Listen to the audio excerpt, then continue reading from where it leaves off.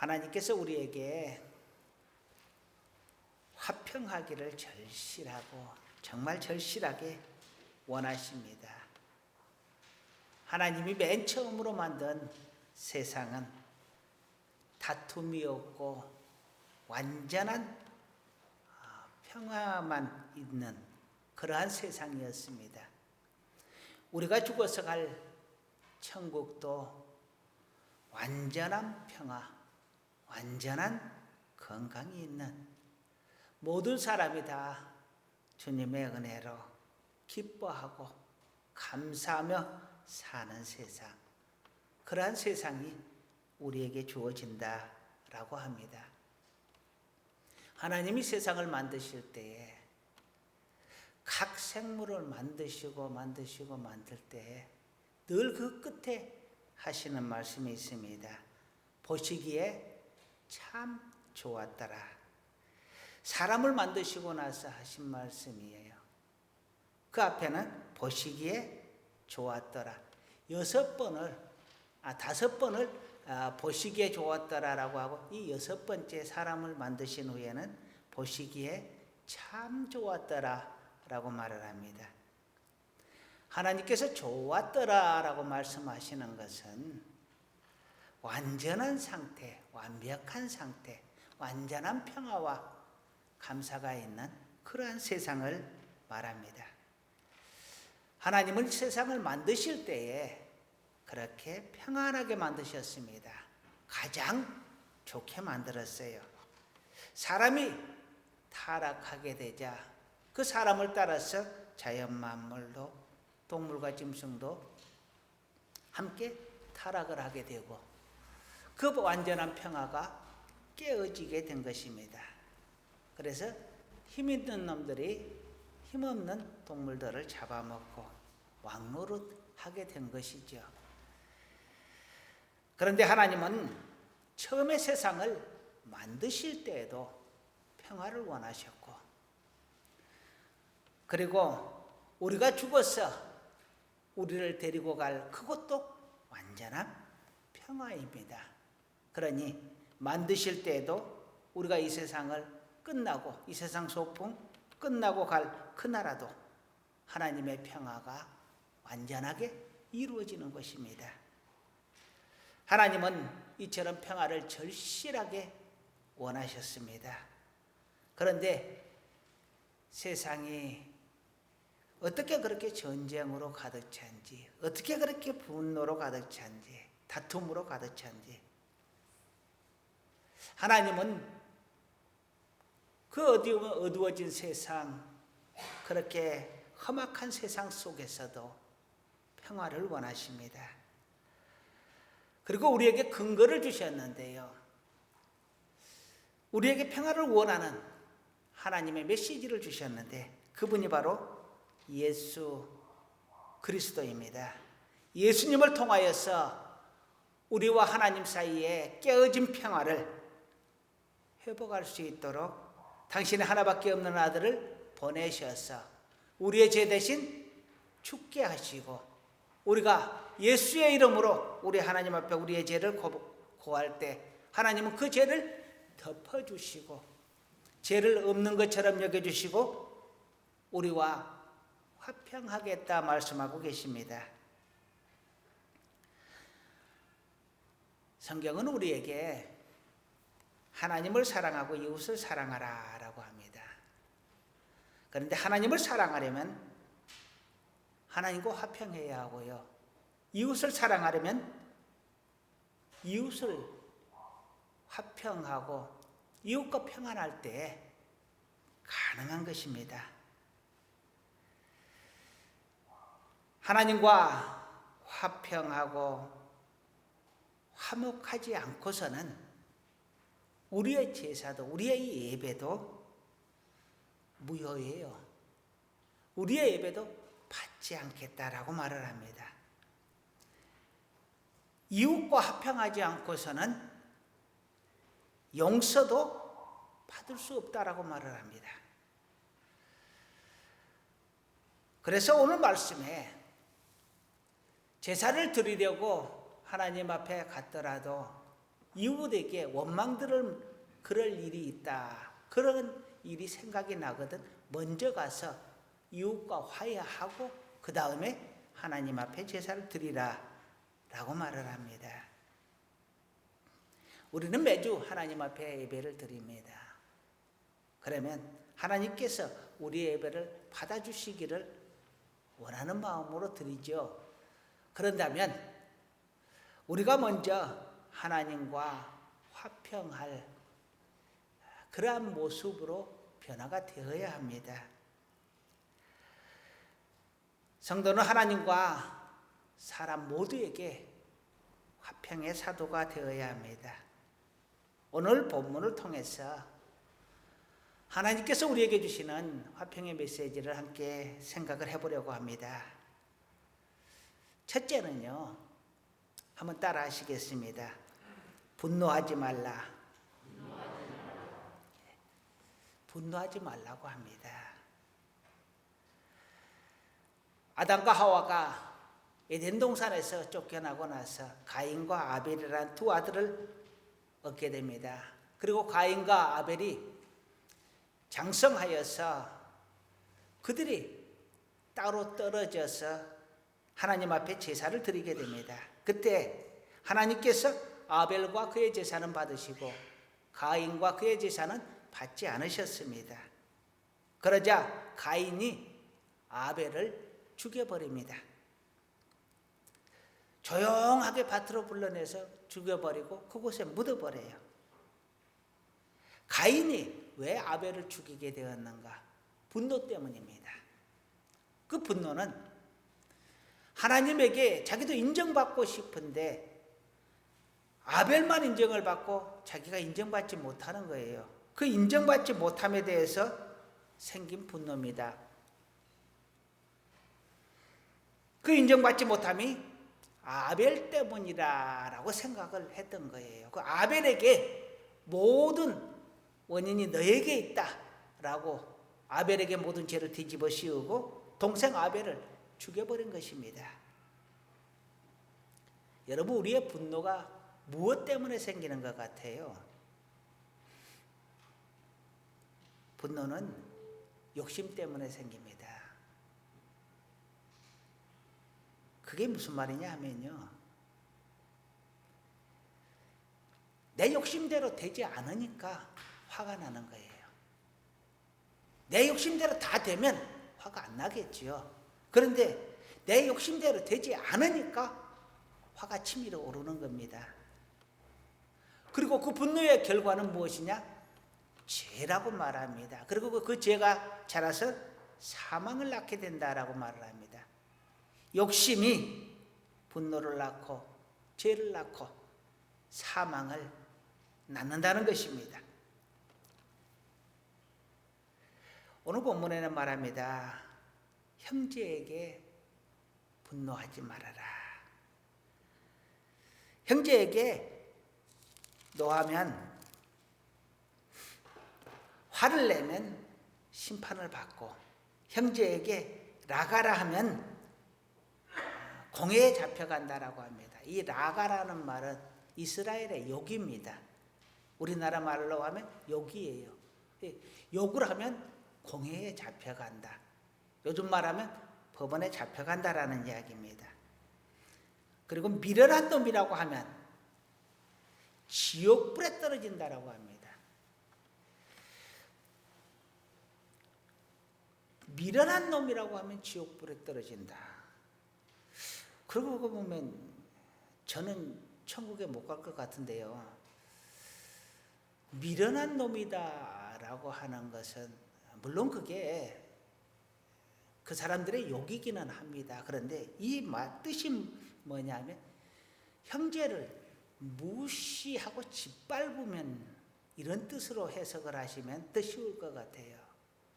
사람을 무시하고 짓밟으면 지옥불에 떨어진다라는 이야기입니다. 형제에게 분노하지 말아라. 분노는요, 마음의 살인입니다.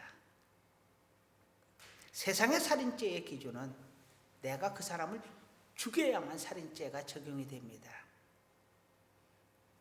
요즘 보니까 살인죄라는 것이 적용이 되려면 죽은 사람이 있어야 된다네요.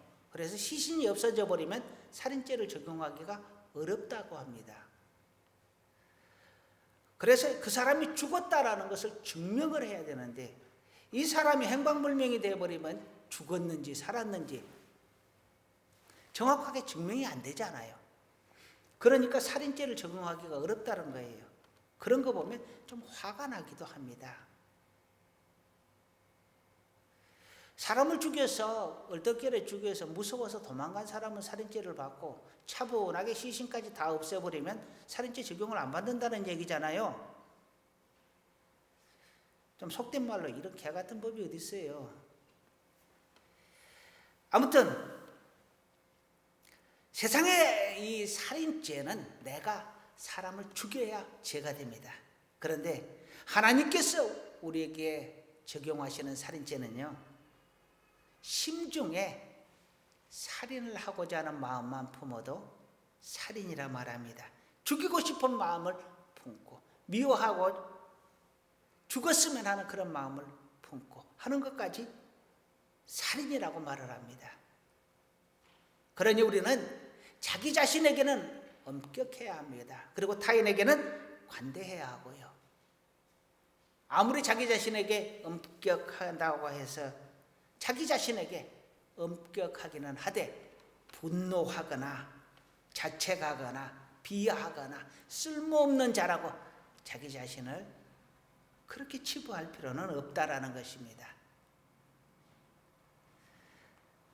엄격하되 자신을 사랑하고 자신을 더 가치 있는 사람으로 만들려는 노력이 필요한 것이지 스스로를 구렁텅이에 몰아넣는 그러한 나쁜 마음은 가지지는 말라는 것입니다. 타인에게는 온유하고 애통하고 긍휼히 여기고 화평하라. 분노는 사단이 우리에게 주는 마음입니다. 하나님이 우리에게 원하시고 하나님이 우리에게 주신 마음은 화평케 하는 마음입니다. 요즘은 세상에 보게 되면은 동물들을 뭐라고 부르죠? 가족이라고 하죠.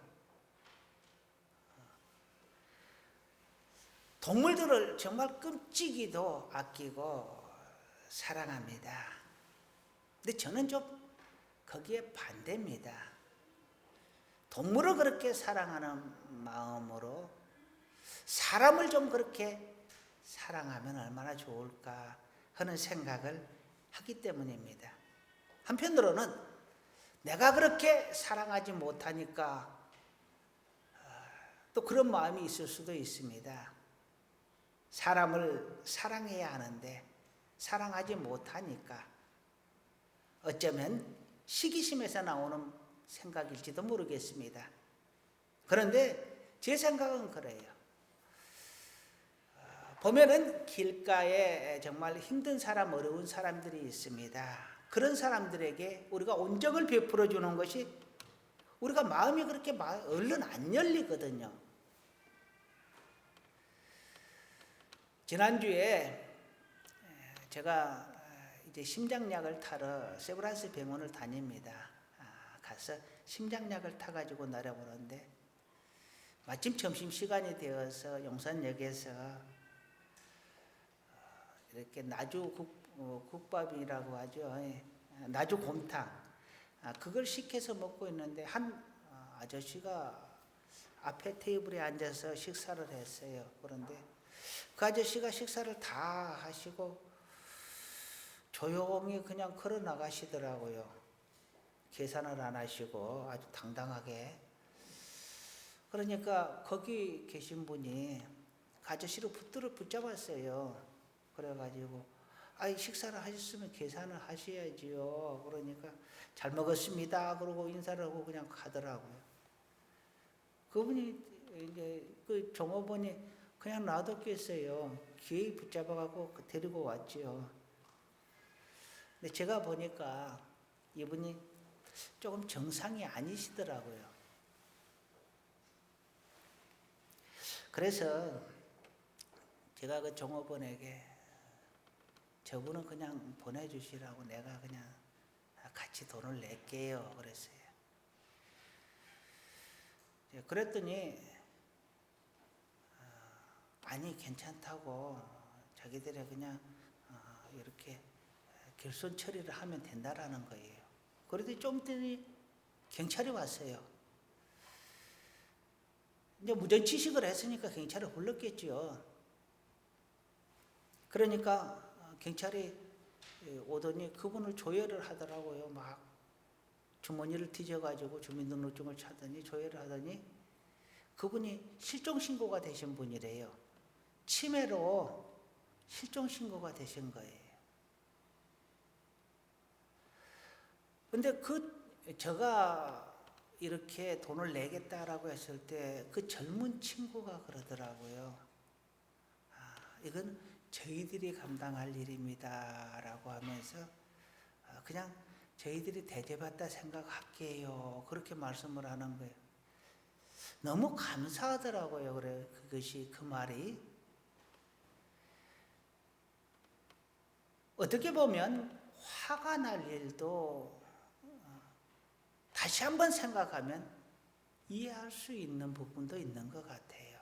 조그만 따뜻한 마음을 가지면, 조그만 이해하려고 노력하면 화도 감사가 되고 화도 은혜롭게 넘어갈 수 있는 것 같습니다. 분노하는 마음은 결국 나를 죽이고 상대방도 죽이는 살인행위라고 말을 합니다. 우리 자신에게는 엄격하고 타인에게는 조금만 더 너그러워지는 분노를 사단의 마음으로 이해하고 그 분노를 잘라내고 이기려고 노력하는 우리 모두가 되기를 간절히 소원합니다. 두 번째로는 한번 따라 하시겠습니다. 제사보다 화해가 먼저다. 좀 전에 말씀을 드렸듯이 제사를 드리러 갔다가 형제와 다툰 일이 생각이 나면 가서 먼저 화해하고 나서 제사를 드려라 그렇게 말을 합니다. 화해가 먼저라는 것입니다. 누구와 화해하느냐?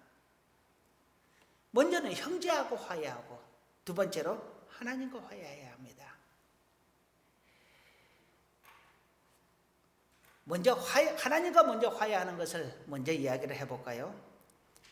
하나님께서 받으시는 예배는 어떤 예배냐? 신령과 진정으로 예배하라고 말을 합니다. 신령은 영적으로 깨끗한 영적인 상태에서 제사를 드리라라는 것입니다. 우상 숭배, 불신, 해방, 욕심, 죄 여기서부터 깨끗하여진 후에 제사를 드리라. 진정 몸과 마음을 다해서 하나님 앞에 제사 드리라 하는 것입니다.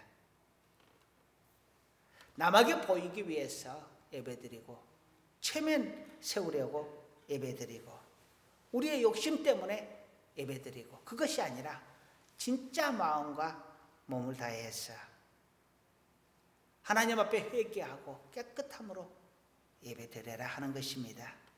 그런 예배를 하나님께서 기뻐하시고 그렇게 예배하는 자를 하나님께서 찾으신다라고 말씀을 하십니다. 우리는 하나님을 예배하러 왔습니다. 그래서 하나님께 예배를 드린다라고 합니다. 하나님께 영광을 올려드리고 하나님께 존경을 올려드리고 하나님께 사랑을 올려드리기 때문에 드린다라고 말씀을 합니다. 그래서 예배를 본다라는 용어보다는 예배를 드린다라는 용어가 훨씬 더 예배의 의미에 가까운 말이 되는 것입니다.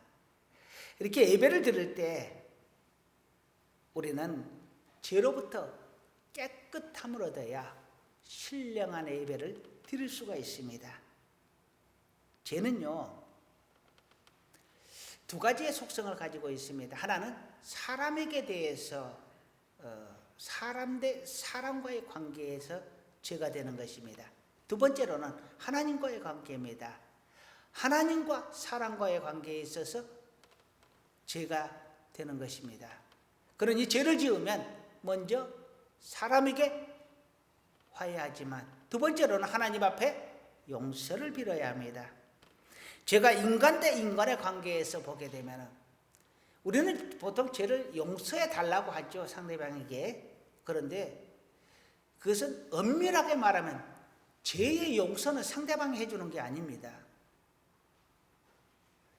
죄는 하나님의 주권 아래에 있습니다. 그래서 용서는 하나님이 하는 것이고, 그러면 그 사람에게는 화해를 하는 것입니다. 자, 오늘 본문을 보게 되면은 뭐라고 하느냐면, 예물을 제단 앞에 두고 가서 먼저 형제와 화목하고라고 했습니다. 형제와 화해하고, 형제에게 용서를 빌고가 아닙니다. 물론 그걸로 인하여서 분노가 생기고 이간질이 생기고 이렇게 사이가 갈라지기는 했지만, 엄밀하게 말하면 용서해 달라고 그에게 가지만 그것은 화해의 제스처이지 그가 용서할 권한을 가지고 있는 것이 아니라는 것입니다. 그러니 우리가 죄의 용서를 받으려면 그 사람과 화해하지만 또 한편으로는 하나님 앞에 죄를 내어놓고 회개하고 용서를 받아야 한다는 것입니다. 이것이 기독교 안에서의 죄의 해결 방법입니다. 형제와는 화해하고, 그리고 하나님 앞에서는 용서를 빌고,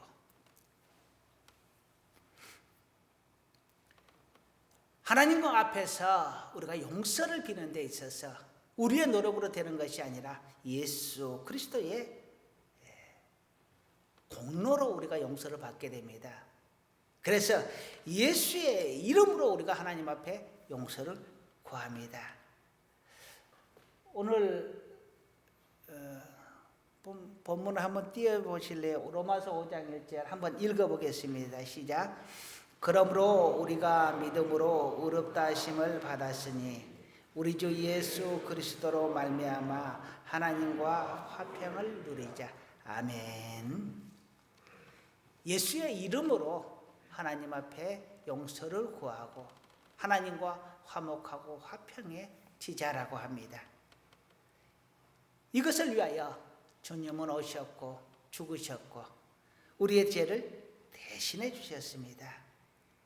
하나님과 화목하기 위해서는 예수의 이름으로 하나님 앞에 나아가야 한다라는 것입니다. 우리의 예배도 마찬가지입니다.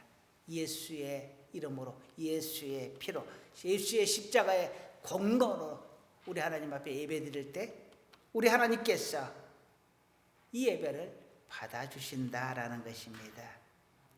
두 번째로는 사랑과 또는 형제와 화해하라라고 합니다. 너무 가까운 사이 속에서는 그냥 미안해, 용서해줘, 잘못했어, 다시는 안 그럴게, 이런 말 하는 것이 뻘쭘하지요. 그래서 눈치 보다가 대충 넘어갑니다. 그리고 속으로 말합니다. 말 안 해도 알 거야. 말 안 해도 우린 다 알아. 눈빛만 봐도 알아요. 압니까? 모를 수도 있죠. 알 수도 있고. 그런데 죄의 속성은요, 알아요. 난 알아요. 이게 아니에요. 내가 시인해야 해결이 됩니다. 내가 말로나 글로나 내가 시인해야 죄의 문제는 해결이 된다고요. 하나님 앞에서도 하나님 아시죠? 나 원래 착한 놈인데 잠깐 실수로 헷갈랑요. 마음으로 하는 것이 아니라 하나님 앞에 내어놓아야 하는 것입니다. 형제와 화목할 때도 화평할 때도 마찬가지입니다. 내가 내어놓고 시인하고 용서를 구하였을 때 그 화목이 성사가 되는 것이지, 마음으로 대충 말 안 해도 알겠지 하고 넘어가면 그것이 해결된 것이 아니라는 것입니다. 그러니 가장 가까운 사람과 문제가 생기거나 또는 다툼이 있었을 때 그것은 반드시 입으로 시인하거나, 정 안 되면 요즘 좋은 거 있지요. 핸드폰으로 문자로라도 내 잘못을 시인하고 화해를 청하셔야 해결이 된다라는 것입니다. 이웃에게 화평하라고 25절은 말합니다. 화해하지 않으면 재판관에게 넘어지고 죄값을 다 치를 것이다. 어떤 재판관에게 넘어갑니까? 하나님에게요. 제 재판관은 오직 하나님이십니다. 이웃과 화해하지 않으면 하나님께서 심판하시고 징벌하시고 하나님께서 모든 것을 다 갚으시기까지 우리를 책망하신다라고 합니다. 그래서 할 수만 있으면 모든 사람과 화평하라라고 예수 그리스도께서는 말씀하십니다. 그리고 다른 사람의 죄를 용서한 것 같이 우리 죄를 용서해 달라라고 우리가 주기도문에서 그렇게 외치죠. 다른 사람의 죄를 용서해야 하나님께서도 내 죄를 용서하신다라는 것입니다. 그러니 형제와 화해하고 이웃과 화해하고 하나님과 화해하고, 우리가 죄가 없어서가 아니라 죄가 있기 때문에 화해가 필요한 것입니다. 죄가 있음에도 하나님 앞에 나갈 수 있는 것은 우리가 죄를 하나님 앞에 시인하고 하나님이 그 죄를 덮어주셨기 때문에 나아갈 수가 있는 것입니다. 더러운 오물을, 쓰레기를 처리할 때 쓰레기를 불에 태우거나 아니면 땅에다가 묻습니다. 불에 태우면 나쁜 어떤 연기들이 나와서 안 좋다 그러니까 대부분 이렇게 땅에다가 묻게 되는데요. 그것을 흙으로 덮지 않으면 온갖 냄새에 지저분한 것이 다 보일 것입니다. 그 쓰레기가 없어졌느냐? 없어진 게 아니거든요. 그런데도 흙으로 덮어서 깨끗하게 되었다라고 인정을 하는 것입니다. 바로 그것이 하나님께서 우리에게 죄를 취급하시는 방법입니다. 죄를 덮어서, 죄 위에 하나님의 은혜를 덮어서 그 죄가 보이지 않게 하는 것입니다. 그것을 도말이라고 합니다. 하나님이 죄를 용서하시는 것은 우리의 죄를 덮어주는 것입니다. 그렇게 하나님과 우리가 화해가 된 후에 하나님은 제사를 드려라라고 말을 합니다. 오늘 세 번째 하나님께서 우리에게 주시는 은혜는요, 따라 하시겠습니다. 거룩한 산제물이 되어라. 거룩한 산제물, 살아있는 제물이 되라는 것입니다. 사도 바울의 말입니다. 로마서 12장 1절 한번 같이 읽어보겠습니다. 그러므로 형제들아, 내가 하나님의 모든 자비하심으로 너희를 권하노니 너희 몸을 하나님이 기뻐하시는 거룩한 산제물로 드리라. 이는 너희가 드릴 영적 예배니라. 아멘. 우리의 몸을 거룩하게 산제물로 하나님께 드리는 것, 그것이 하나님께 드릴 영적 예배다라고 말을 합니다. 하나님께서 받으시는 예배는 영과 진리로 드리는 예배라고 했습니다. 그런데 이 영으로 드리는 예배가 무엇이냐? 우리의 몸을 거룩한 산제물로 드리는 것이라는 겁니다. 구약시대 때 하나님 앞에 속죄를 하기 위해 제물을 드릴 때에는요, 집에서 몸을 깨끗이 하고 정결하게 하고 하나님 앞에 들어갈 때 물두멍에서, 하나님의 성전 안에 있는 물두멍에 손을 씻어서 다시 한번 깨끗하게 하고 하나님 앞에 들어갑니다.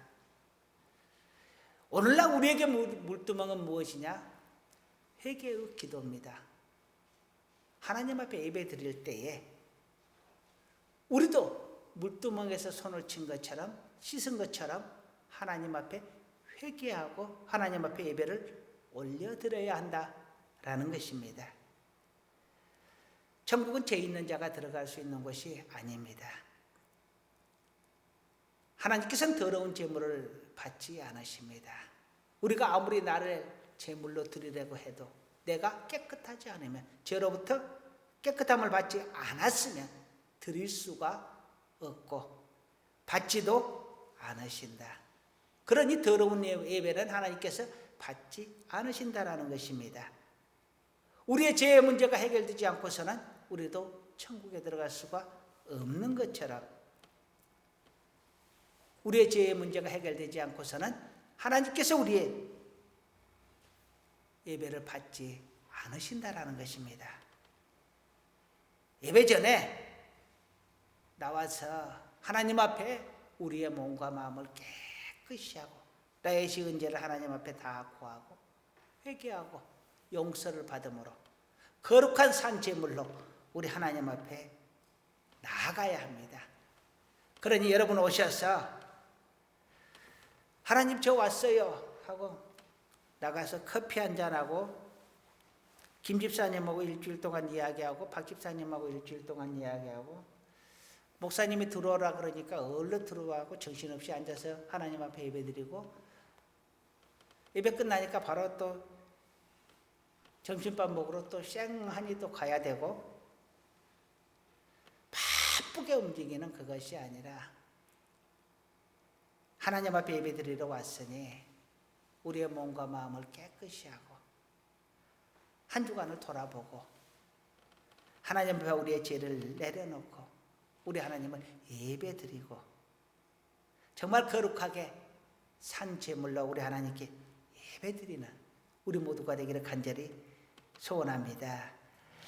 하나님은 우리에게 말합니다. 너희는 거룩하라. 거룩하라 하는 것은요, 죄가 없는 상태를 말합니다.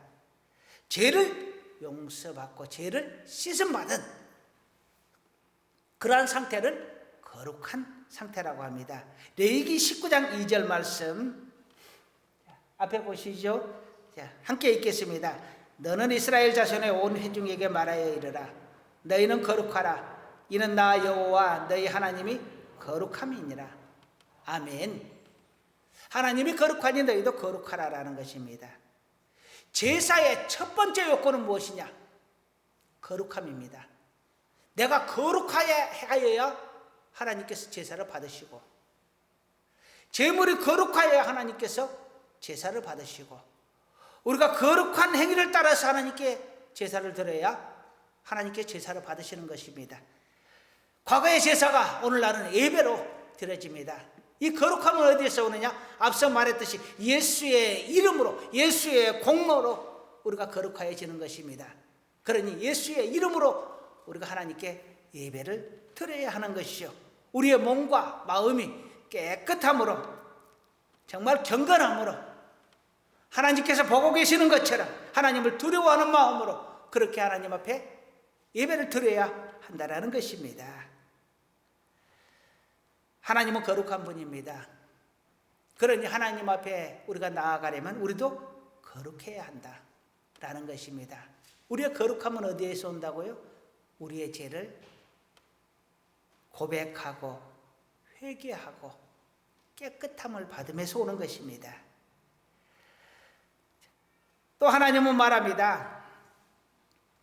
내 발에서 신을 벗어라. 모세에게 하는 말인데요. 출애굽기 3장 5절 말씀 한번 보시겠습니다. 같이 읽겠습니다. 하나님이 이르시되 이리로 가까이 오지 말라. 내가 선 곳은 거룩한 땅이니 내 발에서 신을 벗어라. 아멘.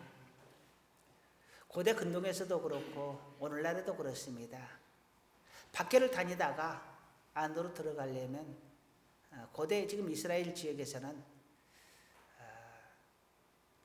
신을 벗고 발을 씻은 후에 안으로 들어가도록 그렇게 하였습니다. 발을 깨끗이 씻은 후에 들어가는데요. 그 발을 누가 씻어주느냐? 집에서 가장 신분이 낮은 종들이 그 발을 씻어주었습니다. 그래서 예수님께서 제자들의 발을 씻기는 것을 보고 제자들이 너무 당황했던 이유도 거기에 있습니다. 종들이나 하는, 가장 신분이 낮은 사람이나 하는 것을 예수님이 했기 때문에 그랬거든요. 이처럼 집에 들어갈 때에도 신발을 벗고 들어갑니다. 하물며 하나님이 계신 곳에 나아가는데 신발을 신고 더러운 모습으로 들어가려 하느냐 하는 것입니다. 그러니 너는 신을 벗으라라는 거예요. 거룩한 마음으로, 거룩한 모습으로 하나님 앞에 나오라는 것입니다. 구약시대 제사장들은 거룩한 세마포 옷을 입었습니다. 오늘날 우리가 예배를 드릴 때에도요, 사실 하나님 앞에 정성을 다하여 우리가 높은 사람을, VIP를 만나러 갈 때 그러한 마음으로 우리가 마음을 다하고 뜻을 다해서 거룩한 모습으로 정말 깨끗하게 잘 보이려는 그러한 마음으로 예의를 갖추어서 하나님 앞에 예배드리면 하나님이 정말 기뻐하시리라 생각합니다. 하나님은 말합니다. 내 발에서 신을 벗으라. 우리 하나님은 거룩하신 분입니다. 하나님 앞에 나아갈 때는 우리가 신발을 벗고 깨끗한 모습으로 나아가려는 그러한 모습으로 나아갈 수 있기를 간절히 소원합니다. 그리고 우리 주님은 말합니다. 세마포 옷을 입으라. 세마포 옷은요, 예식을 치를 때에 예식을 치르는 사람도 그렇고 하객들도 그렇고 다 이렇게 예식용 옷을 입었습니다. 우리나라는 그런 것이 없는데 그쪽에서는 그게 예의입니다. 예의를 갖추라는 거예요. 쉽게 이야기하면. 계시록 19장 8절 말씀 한번 보겠습니다. 그에게 빛나고 깨끗한 세마포 옷을 입도록 허락하셨으니 이 세마포 옷은 성도들의 옳은 행실이로다 하더라. 아멘. 세마포 옷을 입도록 하는데 그 세마포 옷은 우리의 깨끗한 옳은 행실이다. 우리가 하나님 앞에 나아갈 때 세마포 옷을 입으라고 하는데 그 세마포 옷이 우리의 행위가 깨끗하게 되어야 한다. 깨끗한 삶을 살아야 한다. 하나님의 뜻대로 살아야 한다. 그런 뜻입니다. 세상에서 정말 형편없이 살다가 하나님이 없는 것처럼 하나님을 무서워하지 않으면서 그렇게 살다가 주일날이라고 하니까 덤벙덤벙 대충 교회에 나오는 그런 모습이 아니라 우리의 삶이 하나님 앞에 드려지는 예배처럼 하나님이 보고 있는 것처럼 그렇게 살다가 예배의 날이 되어서 하나님 앞에 예배드림이 마땅하다라는 것입니다.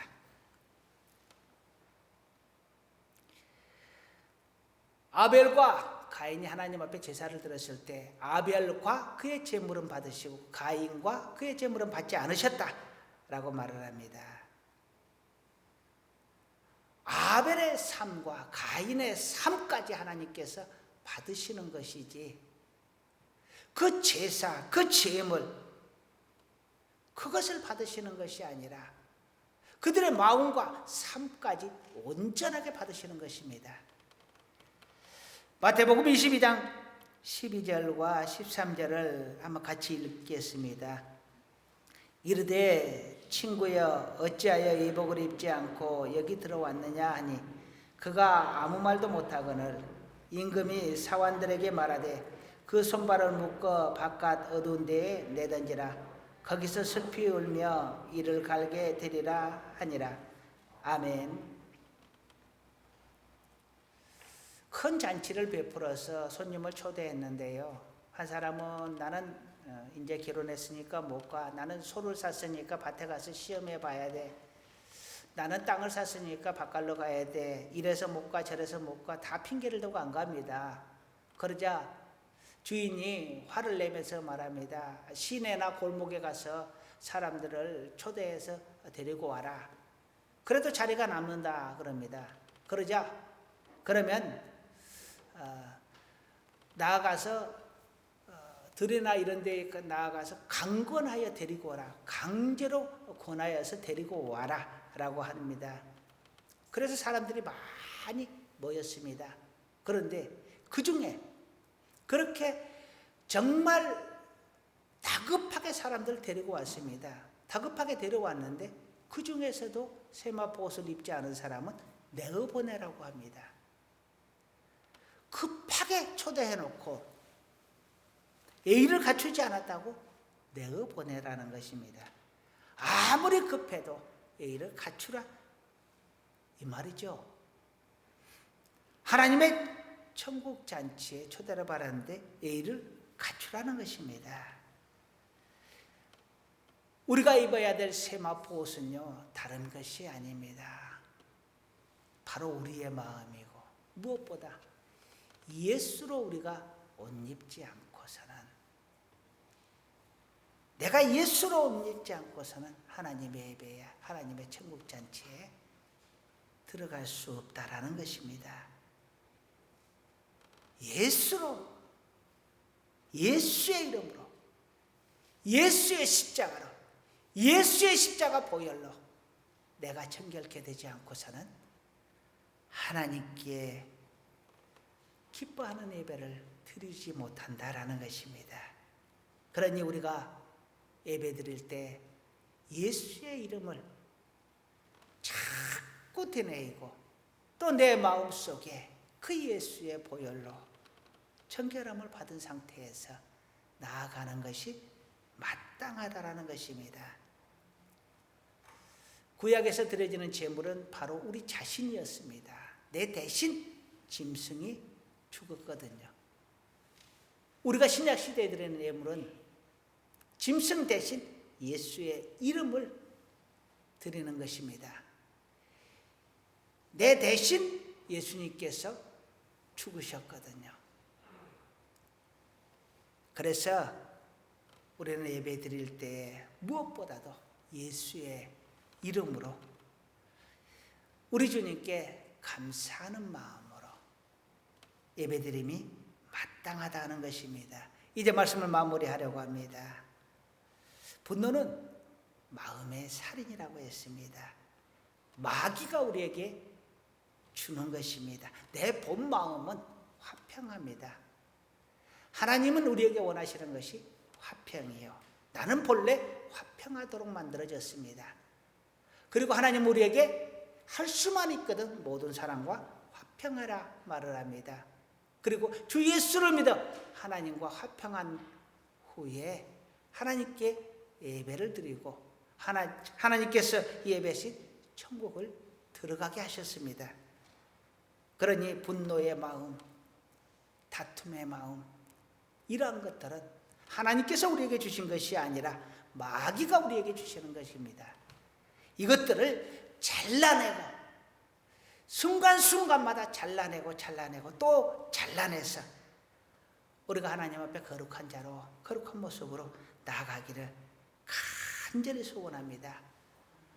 그리고 죄는 마음으로 해결할 수 있는 것이 아니라 입술로 시인하는 것입니다. 형제에게 죄가 있거든, 화평할 일이 있거든, 화목할 일이 있거든, 입술로 시인하고 화해하고 하나님 앞에 죄를 용서받을 것이 있으면 하나님 앞에 입술로 시인하고 화목하고 죄의 용서를 받으시라는 것입니다. 마지막으로 우리는 하나님 앞에 산 제물로 나아가야 합니다. 회개하는 삶, 거룩한 삶, 우리의 모든 삶이 하나님께 드려지는 예배처럼 그렇게 살아보려고 발버둥 치고 노력하고, 그럼에도 불구하고 내가 죄를 짓지 않을 수는 없습니다. 그러니 하나님 앞에 회개하며 예수의 이름으로 나아가야 할 것입니다. 오늘도 하나님께서 우리의 모든 죄를 덮어주시고 우리에게 화목을 요청하셨습니다. 우리 모두가 우리 예수의 이름으로 하나님과 화목하고 그리고 우리 주님의 말씀처럼 세상 가운데서도 화목하고, 그리고 세상에서 소금과 빛의 사명을 다하여서 누가 보더라도 저 사람은 참 그리스도입니다. 그리고 우리의 이름으로 인하여 그들이 하나님께 영광을 돌리는 그러한 삶을 살 수 있기를 간절히 축원합니다. 기도하시겠습니다. 하나님, 우리는 거룩하지 못합니다. 그런데 우리 하나님 우리에게 거룩하라고 합니다. 화해하라고 합니다. 하나님, 우리가 예수의 이름에 힘입어 우리 하나님과 화해하고 세상 사람들과 화해하고 하나님 앞에 죄를 용서받는 우리 모두가 되게 하여 주시옵소서. 우리의 마음은 정말 하나님 말씀대로 거룩하게 살기를 원하지만 세상의 물결에 휩쓸리고 나의 욕심에 붙들려 하나님의 뜻과 맞지 않는 방향으로 갈 때가 있습니다. 그러나 우리 하나님의 이름을 기억함으로 회개하고 다시 하나님 앞에 나아가기를 거듭하는 우리 모두가 되게 하여 주옵소서. 연약할 때마다 우리 하나님의 도우심이 간절히 필요합니다. 우리를 불쌍히 여기시고 도와 주옵소서. 예수님의 이름으로 기도드립니다. 아멘.